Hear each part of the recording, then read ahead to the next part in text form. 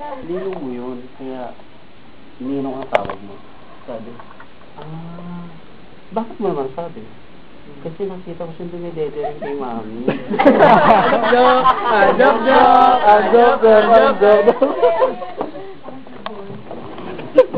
Ito, next.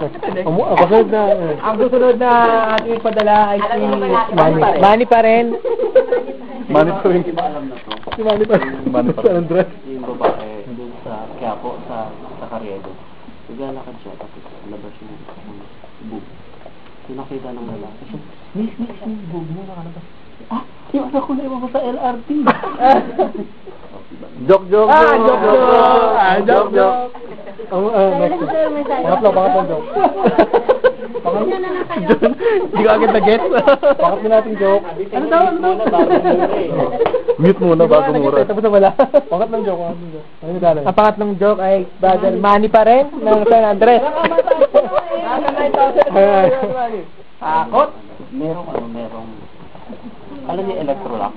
Electrolock. Di ba nagbabahay-bahay? So may isang bahay na napuntahan, tapos originally nakausap yung nanay doon sa bahay.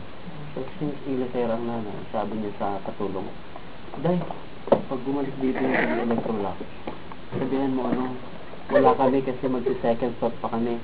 Sige. Yes, ma'am. Hindi yun. Di yung ma'am nandun sa taas, dumating yung electrolock. Sabi, Day, asa yung ma'am mo? Kasi magde-demo ako ngayon. Sabi, sir, wala siya. Sabi niya kasi mag-second thought pa sila. Joke. Ano ko may pangapat pa. May pangapat pa. Apat na. May pangapat pa. Ay, Candy. Ito, mula daw kay ano? Si Candy naman. Ay, mula kay... Haba. Ayun, pangapat. Kayo na? Candy, si Jenny na example. Oo ka lang lagi Ay, pero ikaw ba? Ang nagpadala ay si Candy daw ang nagpadala ng joke. Mataga. Ay, ayun, pero kailangan ko si Convin. Tagasal siya. Papayag ko ang pinakamayaman. Ewan ko kung yung mood of you alam na to Papayag ka ba ikaw na ang pinakamayaman sa buong mundo? Lahat nakuha mo, lahat pwede mong gawin. Kaso, you have a little kind of this one tips, no? TV. Dito. Pero ka dito TV lang. Kuntel, parang kuntel.